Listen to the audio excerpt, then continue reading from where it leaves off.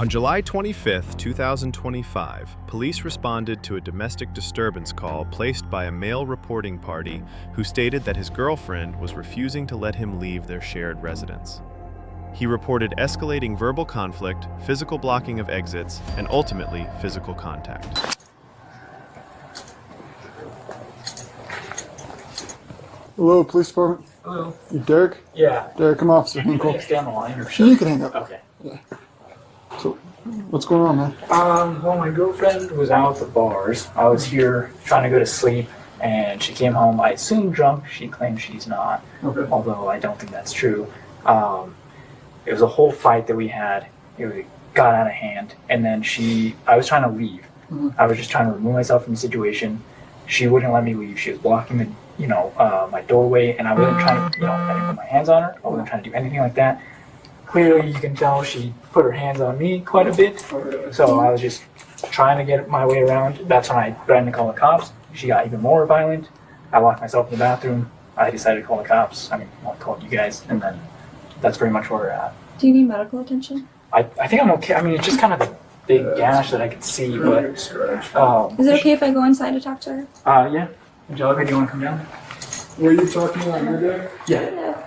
Is it okay if I go up there? Yeah, that's fine. Okay. I just want to be transparent. I'm on the phone with my friend because Okay, that's this fine. got out of hand, and you look at him and you look at me. I genuinely did not hurt him. So how did tonight start? So I started, I guess I texted him and I made him mad.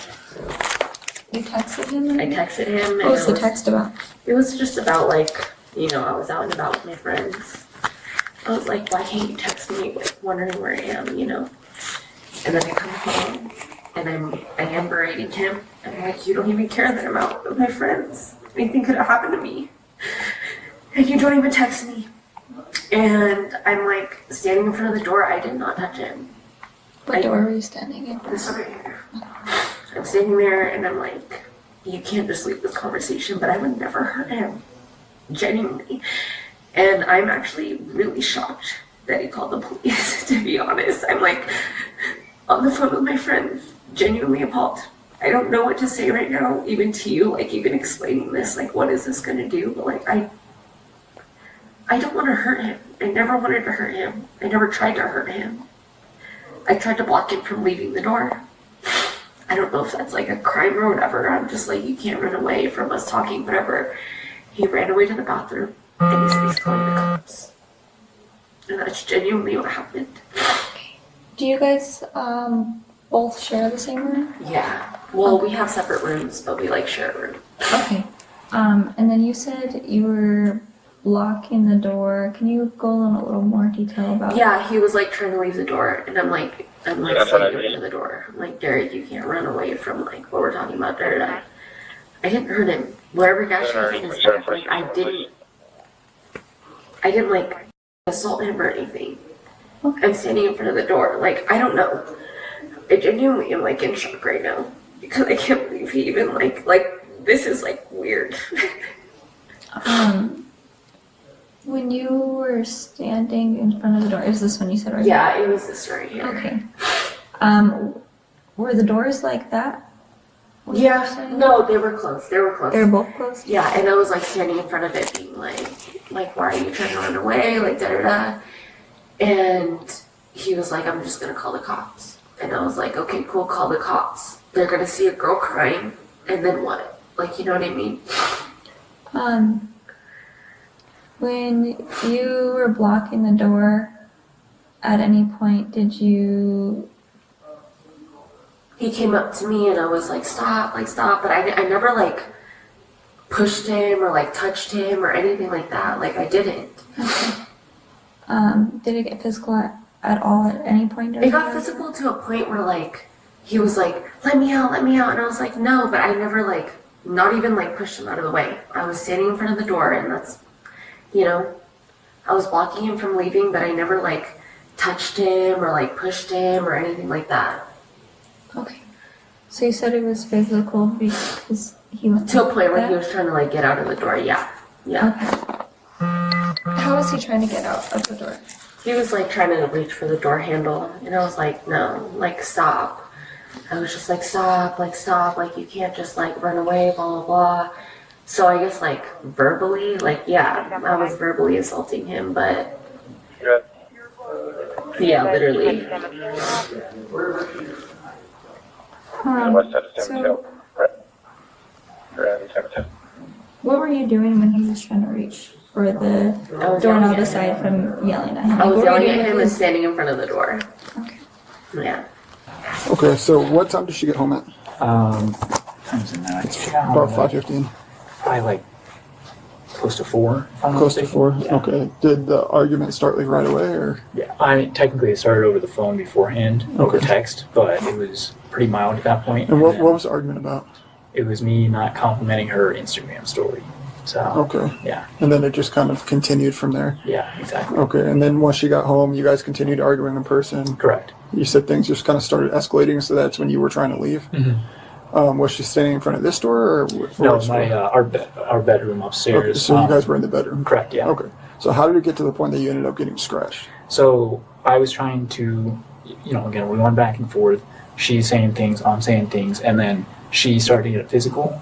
How so? And she would kind of grab my wrists and try to she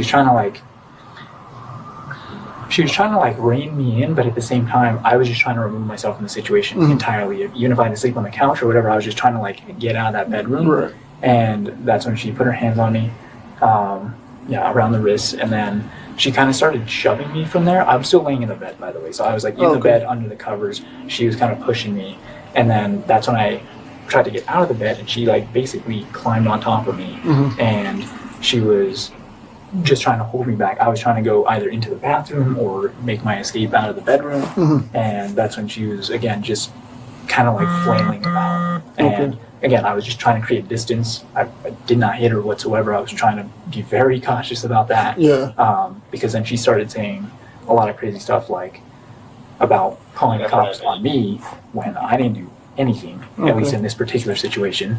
And then, so then I felt okay, I feel like I should probably call you guys because I don't want anything, on my end. So basically that's where we're at. Where all are you hurting right now?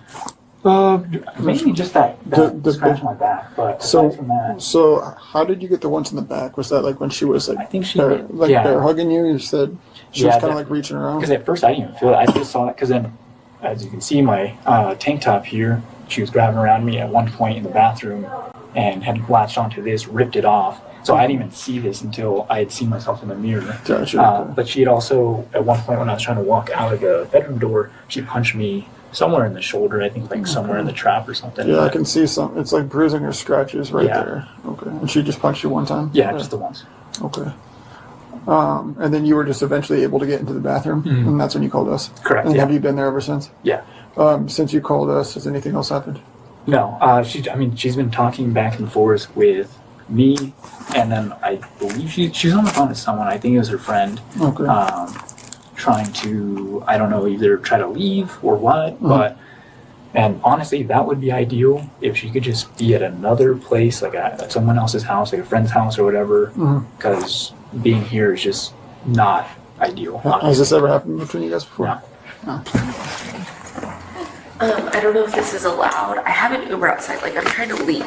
I don't want to concern myself with this any further. We'll deal with that in a second. You're gonna have your Uber wait. Okay, no worries. If you want to just stay on the stairs for Okay. So she was out drinking.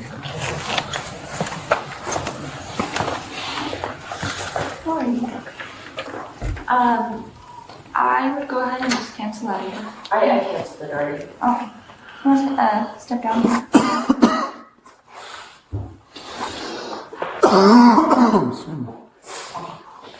So I'm going to take off this purse. Right now you are under arrest for battery on a household member, okay? Are you serious? If you attempt to fight or flee, first So does he get anything or no? his side of the story and your side of the story are both going to be documented on the report, okay? So what do I do?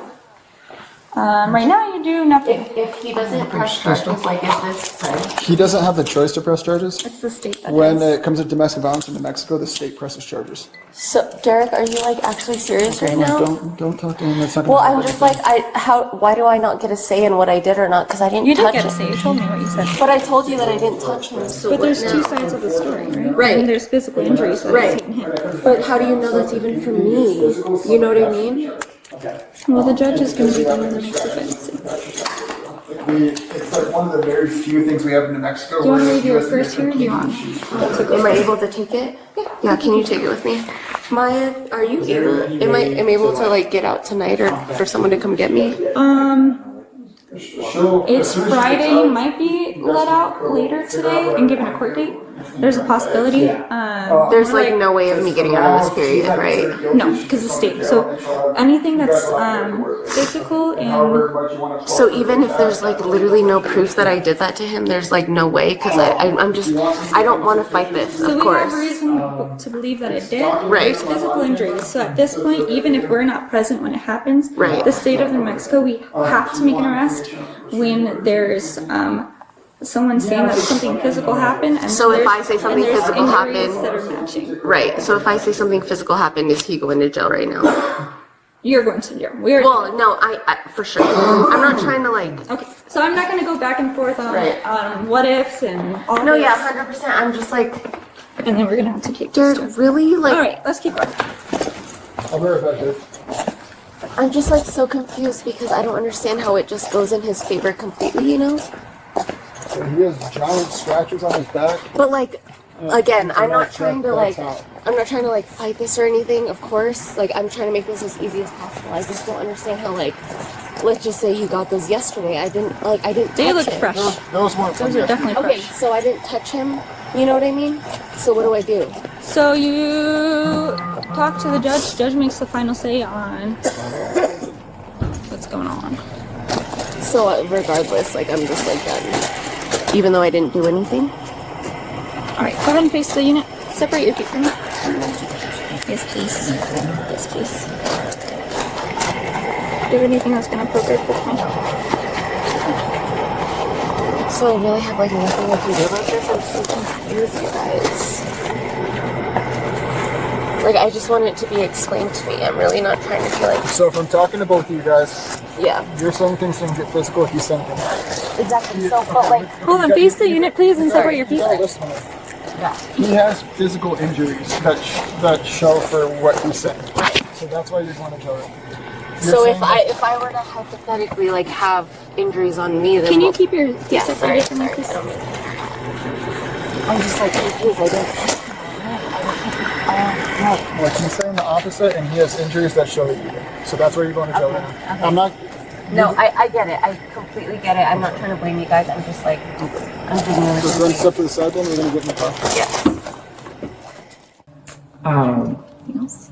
Probably a dumb question, but with this whole process, I know that I don't have the say in terms of pressing charges because of the severity, I suppose. But man, yeah, I guess I don't even know what to ask. I'm just like, I don't want to like f up her life. You know what I mean? This case lives in the uncomfortable gray zone, where emotional conflict crosses into legal restraint, and the law is far less forgiving than people expect. What ultimately drives the arrest here is not tone, not gender, not who seemed more upset, and not who meant well. It is conduct, and conduct matters. From the officer's perspective, this scene unfolds with a very clear through line. One party calls police, claiming he is being prevented from leaving. When officers arrive, they don't encounter a fabricated story that collapses under questioning. Instead, they hear a version of events that stays consistent. He tried to disengage, he tried to leave, he was blocked, and when he attempted to physically remove himself, physical contact occurred. That alone triggers heightened scrutiny under domestic violence doctrine. Then comes the pivotal moment, and this is where the case turns decisively. The girlfriend does not deny blocking the door. She does not deny preventing him from leaving. She repeats it. She explains it. She justifies it emotionally. And she underestimates its legal weight. Under the law, you don't get a free pass because you didn't throw a punch. You don't get immunity because you were just trying to talk. You don't get excused because you were hurt, emotional, or shocked that police were called. Once you intentionally position yourself to prevent another adult from leaving a space against their will, you have crossed into unlawful restraint. Full stop. The narrative she offers actually strengthens probable cause rather than weakening it. She frames the incident as verbal conflict plus physical blocking. The law hears intentional confinement. She focuses on what she didn't do. Officers are trained to focus on what she admitted she did. Those two perspectives are not the same.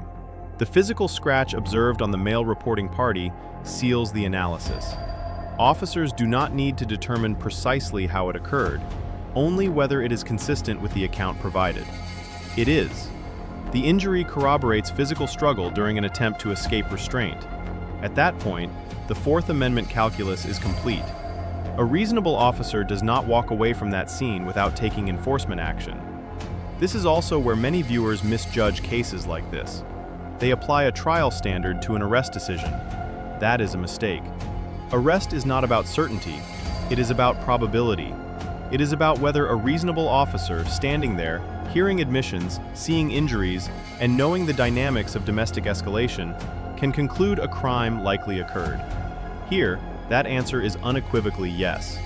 From a prosecutorial standpoint, this is not a blockbuster case, but it is solid. Admissions, contemporaneous statements, visible injury, and a 911-originated response form a clean evidentiary spine. From a defense standpoint, the best arguments are emotional and contextual, and those arguments carry very little constitutional weight at the arrest stage. Bottom line, this arrest is not aggressive policing, gender bias, or overreaction. It is a straightforward application of domestic violence and unlawful restraint principles. The girlfriend talked herself into probable cause by misunderstanding what the law considers physical. The officers acted within constitutional bounds, relied on admissions and evidence, and made a defensible, legally sound arrest decision. Thanks for watching. If you found this legal breakdown informative, like, share, and subscribe. Leave your thoughts in the comments below.